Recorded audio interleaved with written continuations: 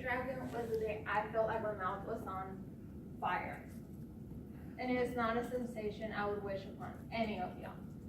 It was a regular day. Me and my family decided to go to the mall. So all of us just went to go eat. We went inside the mall, we ate like normal, and then we finished eating, we were walking around the mall, and then my dad decided to look around, walked around. He's a very, very curious person. And then, whenever he was looking around, curious, we looked at a new stall all around, and then he saw a new place, and then he said, why is there a lot of people there? Why is there people standing around? Why is there people looking? And then he said, he asked us what the name was called. He couldn't read English. He was asking us questions. Then we decided to tell him what it was called. It was called Dragon Breath. He saw smoke coming out. He told us, what is that place? What's it called? Tell us more about it.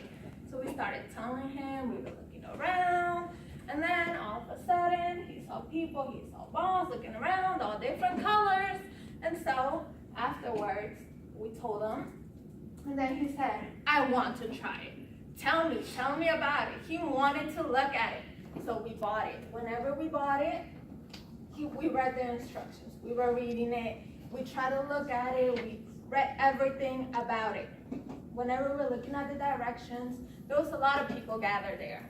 And so we were trying to look at it all quickly, right? We looked at it quickly. We read everything, but we couldn't read everything real quickly. So whenever we read it and we told my dad everything, he seemed to gather all the instructions.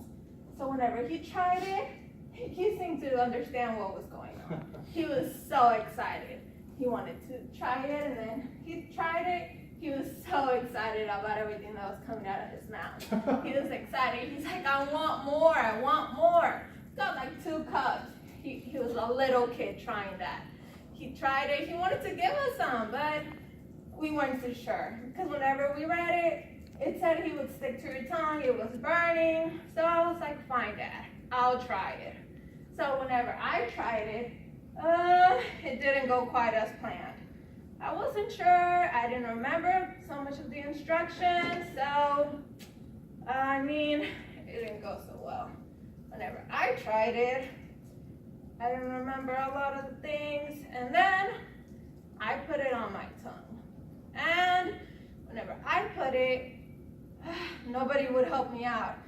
I put it on my tongue, and then I was like, Dad, it's stuck on my tongue, help me.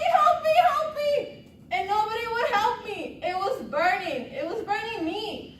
And they didn't help me. I didn't know what to do with it. I was trying to touch it. I was trying to take it out, and they wouldn't help me. I was like, really? Nobody's helping me? And there was no way it would come out. So my family was just laughing at me. That's what Mexican families do, right? They just make fun of you. So then they were all taking pictures. They were laughing at me. So I was like, fine, don't help me. And nobody else would try it. They were just laughing at me. So I was like, fine, just laugh. So I'm just letting you guys know. Whenever y'all want to try something new, whenever y'all want to look at it, and if y'all go there in the future, I'm telling y'all, just read the instructions, make sure y'all know what it's about, make sure y'all find out what y'all are trying, and, but it's a really good place if y'all go. It doesn't really taste good as well, but, just figure out what y'all are trying.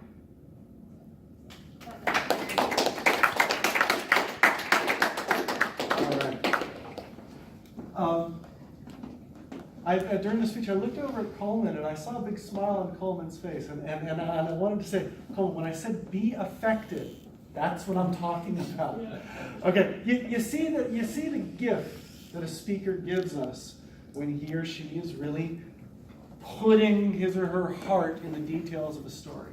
So, Naphtali, clear strength of your speech. You're setting an example that I want everyone to follow, is that you are clearly experiencing the emotions that you're talking about.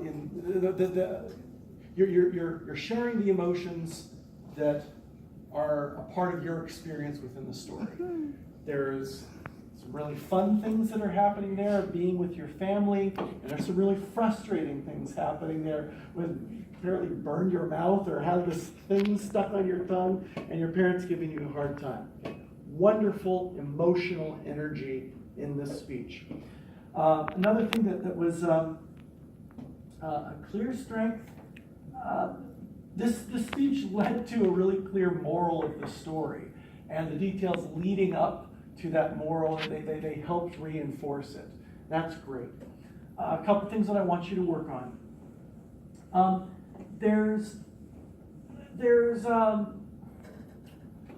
I'm left not really knowing what dragon's breath is. Was it like a nitrogen ice cream, like a Sub-Zero ice cream place? I think it was nitrogen. Okay. I was either thinking it's either that or it's like a vape cigarette place or some e-cigarette place. I wasn't sure what it was. And so while I want you to be really emotionally invested in telling the story, it would benefit if you slow down, take an additional 30 seconds, just kind of step outside of the emotional experience and explain to us what it was that you and your family was tasting. Hindsight gives you the clarity that you can say, yes, it was a liquid nitrogen based thing. I had never had a liquid nitrogen ice cream shake before. Here's what it was like the first time. Slow down and give us a little bit of idea of what it was that you and your dad were tasting.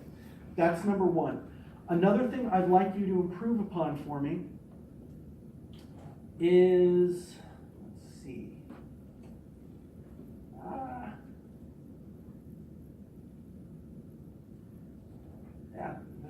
Really, the only thing I listed here was you need to explain what the product actually was. And in doing that, maybe the speech can be about 20 to 30 seconds longer. Those are my main corrective comments. Great energy. Way to set a great example. Can you